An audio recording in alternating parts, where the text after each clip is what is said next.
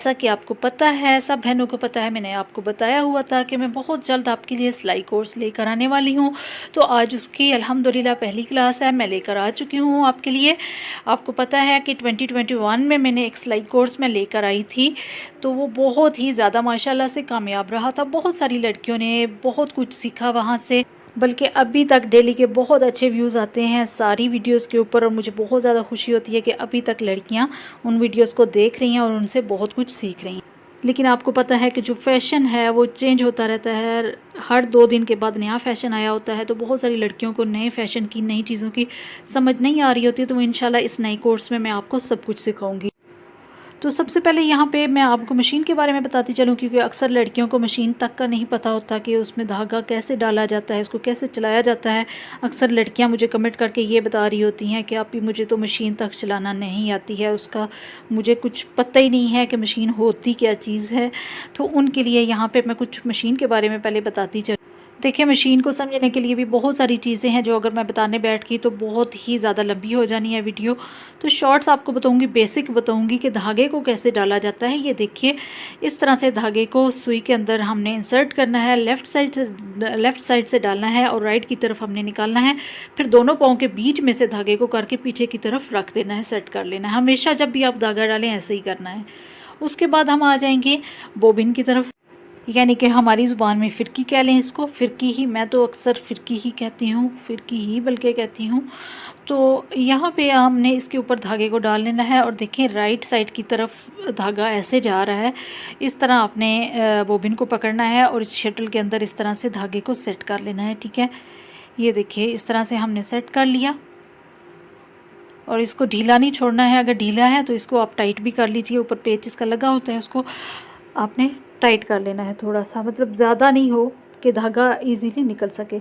उसके बाद आपने यहाँ पे नीचे कैसे सेट करना है ये भी मैं आपको बताती हूँ। ये देखें, ये ऊपर है ना, ये ऐसे पकड़ के इसको अंदर जब आप सेट करेंगी ना, तो वो खुद टिक की आवाज़ जब आएगी ना, तो आप समझ जाइए कि ये सेट हो चुके। अगर टिक टिक की आवाज़ नहीं ना आती, मतलब टिक की आवाज़ नहीं उसने निकाली, तो आप समझिए कि ये फिट नहीं हुआ है अपनी जगह पे, तो ये धागा फंसाएगी मशीन आपकी।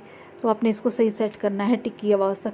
अब यहाँ पे ये देखें, सुई को हमने नीचे की तरफ करना है, ऐसे एक टांका ले लेना है आपने हल्का सा, क्योंकि हमने नीचे वाला जो धागा है उसको ऊपर की तरफ लेके आना है। सिर्फ एक स्टिच से ये हो जाएगा। नीचे की तरफ सुई लेके जाएं, आराम से मशीन चलाएं, वो धागा पकड़ के बाहर ले आएगी। तो आपने दोनों धागों को पीछे की तरफ सेट करके रख लेना है, हो गया। अब यहाँ पे टांके की तरफ आ जाएंगे। ये देखें, 5 से नीचे 0 तक जा रहा है, फिर 0 से नीचे 5 तक जा रहा है, इस तरह से है। तो आपने 2 और 3 के दरमियान में टांके को सेट करना है। ये हमारा परफेक्ट वाला टांका होता है, यही हमने सिलाई के लिए इस्तेमाल करना होता है। बाकी आप कहीं भी ना जाए, बड़ा करना है तो नीचे 5 की तरफ चले जाएं, ठीक है। बहुत छोटा करना है तो फिर आप 0 की तरफ ऊपर चले जाएं। और यहाँ पे अब आ जाएंगे ऑयलिंग की तरफ। तो ऑयलिंग जहाँ जहाँ पे होल्स बने होते हैं वहाँ पे हमने ऑयलिंग करनी होती है मशीन की। ये देखिए, छोटे छोटे से होल्स बने हैं। मैं कोशिश कर रही हूँ जल्दी जल्दी से सब कुछ आपको बता सकूँ। यहाँ पे हमने बोबिन का धागा बनना होता है। ये देखिए, इस तरह से यहाँ पे एक पेच भी लगा होता है। मेरे बच्चों ने अब उतार दिया है, तो मैं ऐसे पकड़ के इसको सेट करती हूँ, तो वो पेच लगा के आप इसको सेट कर सकते हैं। हाँ जी, तो अब आ जाते हैं इन चीज़ों की तरफ जो कि सिलाई करिए बहुत ही ज़्यादा ज़रूरी हैं। इनके बगैर आप सिलाई कभी भी नहीं कर सकती हैं। तो यहाँ पे ये कुछ चीज़ें हैं, ये आपके पास होनी बहुत ज़्यादा ज़रूरी है।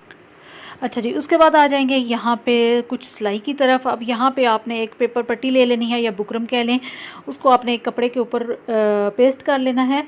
और ये देखिए, चारों साइड से मैंने थोड़ा थोड़ा कपड़ा उसका छोड़ दिया है और ये स्क्वायर शेप में मैंने इसकी कटिंग की है और इसी तरह से उसको पेस्ट किया है। अब यहाँ पे देखिए, सबसे पहले आपने सीखनी है सिलाई, तो ये चीज़ें आपके लिए बहुत ज़्यादा इम्पोर्टेंट हैं। इनको ध्यान से समझिए और सीखिए और प्रैक्टिस आपने ज़रूर करनी है, ठीक है। तो तभी आपको कुछ ना कुछ समझ आएगा। ये नहीं है कि वीडियो देख के आपने छोड़ देना है। जब तक आप प्रैक्टिस नहीं करेंगी आपको कुछ भी समझ में नहीं आएगा। अब यहाँ पे हमने ऊपर से सिलाई को स्टार्ट किया है और फिर मैं बिल्कुल किनारे पे सिलाई को लेकर आ रही हूँ। आगे पीछे नहीं करना है, कोशिश करनी है आपकी सिलाई बिल्कुल किनारे के ऊपर आनी चाहिए। और यहाँ पे जो कॉर्नर्स आएंगे, ये देखें, यहाँ पे जब आप आएंगी तो कपड़े को नीचे से कैसे फ़ोल्ड करना है ये आपने अब ध्यान से समझना है। कपड़े को इस तरह से फ़ोल्ड करना है कि कहीं से भी बाहर निकला हुआ ना हो। और उसके बाद आपने फिर दूसरे साइड पे चले जाना है। यहाँ पे इस सिलाई का आपको फ़ायदा ये होगा कि ये देखें कॉर्नर्स भी आ रहे हैं यहाँ पे और स्ट्रेट आपकी लाइंस भी आ रही हैं, क्योंकि ये दोनों जो सिलाइयाँ हैं ना ये मोस्ट इम्पॉर्टेंट है हमारी स्टिचिंग में। ठीक है, तो इसको अच्छे तरह से समझिए और इसकी ज़रूर आपने प्रैक्टिस करनी है। कॉर्नर्स को अच्छे तरीके से आपने बनाना है, बिल्कुल नीट बने हो, सफाई के साथ बने हो। और यहाँ पे मैंने थोड़ी स्पीड कर लिया क्योंकि सेम वही चीज़ आ रही है। अब यहाँ पे आपने एंड जब करना है तो यहाँ पे आपने इस तरह डबल करना है सिलाई को कि नीचे जो सिलाई लगी हुई है बिल्कुल उसी के ऊपर दूसरी सिलाई आनी चाहिए, आगे पीछे ना हो, तब बहुत बुरी लगती है सिलाई। बिल्कुल उसी सिलाई के ऊपर आए, ये हमेशा आपने बात याद रखनी है। और फिर आपने धागों को ज़रूर काटना है साथ साथ। धागे अगर रह जाते हैं हमारे स्टिचिंग में तो बहुत ज़्यादा बुरे लगते हैं, सफाई बिल्कुल भी काम में नज़र नहीं आती। अच्छा, अब यहाँ पे देखिए बिल्कुल किनारे पे सिलाई लगाई है और कॉर्नर्स भी हमारे बहुत ही प्यारे बने हैं। ठीक है, आपने भी इसी तरह से प्रैक्टिस करनी है। एक दफ़ा नहीं हुआ तो दूसरी बार आप प्रैक्टिस कीजिए, इंशाल्लाह बहुत ही अच्छे से आप भी बना सकेंगे। अच्छा, यहाँ पे आप जब सिलाई आप कोई भी लगाने लगें कहीं पे भी तो सबसे पहले सुई को अंदर कर लिया करें एक बार, फिर आप सिलाई शुरू किया करें ताकि हमारा धागा ना निकल जाए। ठीक है। अच्छा, जब आप कॉर्नर पे आएंगी ना तो यहाँ पे आपने स्पेशली ध्यान रखना है कि पीछे से जिस हिसाब से सिलाई आ रही है ना तो उसी हिसाब से आपने कॉर्नर को भी बनाना है। ठीक है, कम या ज़्यादा सिलाई नहीं होनी चाहिए। अच्छा, आप लोग मेरे चैनल पर नए हैं, फर्स्ट टाइम मेरी वीडियो देख रहे हैं तो चैनल को सब्सक्राइब ज़रूर कर दीजिएगा। इस तरह आपको मेरी हर नई आने वाली वीडियो देखने को मिलेगी। और वीडियो को लाइक भी ज़रूर कर दीजिएगा, शेयर भी ज़रूर कीजिएगा अपनी उन दोस्तों से, बहनों से जो सिलाई सीखना चाहती हैं। ठीक है, ताकि उनका भी कुछ भला हो जाए। और यहाँ पे भी आपने सिलाई को डबल कर लेना है इस तरह से जैसे मैंने आपको पहले बताया। और उसके बाद एक्स्ट्रा जो धागे हैं उनको कट कर लीजिए। ठीक है, अब यहाँ पे ये देखिए ऊपर की तरफ अगर आपका धागा नज़र आ रहा है ना तो ये खुलता रहेगा, बुरा भी लगेगा। तो इसका हल ये है कि नीचे की तरफ से आप खींच लें इसे नीचे की तरफ। ठीक है, तो ये नीचे की तरफ हो जाए।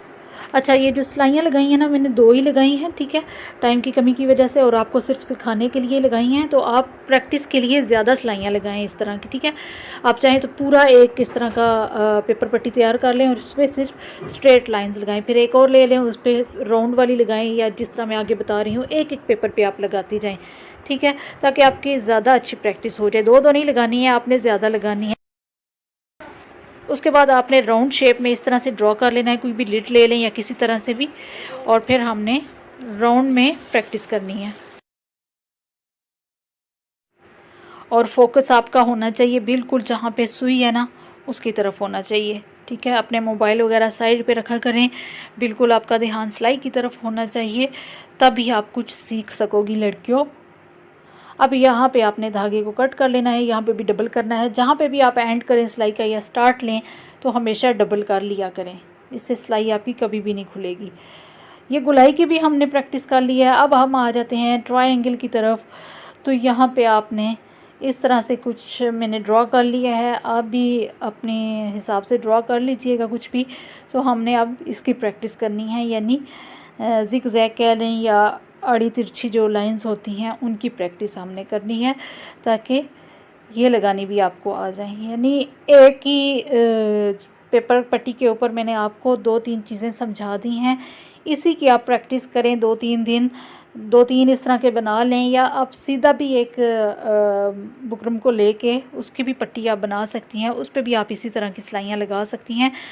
मकसद कहने का ये है कि आपको ये 3 जो बेसिक सिलाइयाँ हैं, स्ट्रेट, कॉर्नर्स और राउंड में, और ये ज़िग-ज़ैग वाली, ये आपको आनी चाहिए मस्ट। ठीक है, आपने इनकी प्रैक्टिस करनी है। अब ये देखें खाली मशीन भी मैं यहाँ पे चला रही हूँ, खाली भी आपने चलानी है ताकि आपको मशीन की एक चलाने की प्रैक्टिस हो जाए और दूसरी जो सिलाई लगाने की है वो प्रैक्टिस हो जाए।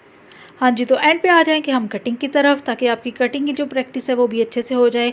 मैं कुछ सैंपल आपको दे रही हूँ, आपने इस तरह से ड्रॉ कर लेने हैं और आपने कटिंग की अच्छी सी प्रैक्टिस कर लेनी है ताकि आपको कैंची चलाना भी आ जाए। तो आज की फ़र्स्ट क्लास हमारी यहाँ पे ख़त्म होती है। सेकंड क्लास के साथ इंशाल्लाह मैं फिर हाज़िर होंगी। सिलाई इतनी कोई मुश्किल नहीं है, आराम से वीडियो को देखिए, समझिए और प्रैक्टिस आपने ज़रूर करनी है, आपको इंशाल्लाह सब कुछ आराम से समझ में आ अगर कहीं पे आपको मुश्किल पेश आती है, कुछ समझ में नहीं आता, तो कमेंट करके आप मुझसे पूछ सकती हैं। इंस्टाग्राम पे आप डायरेक्ट मुझसे बात कर सकती हैं। और इंशाल्लाह नेक्स्ट वीडियो में हाज़िर होती हूँ। इजाज़त दीजिएगा, दुआओं में याद रखिएगा। अल्लाह हाफिज़।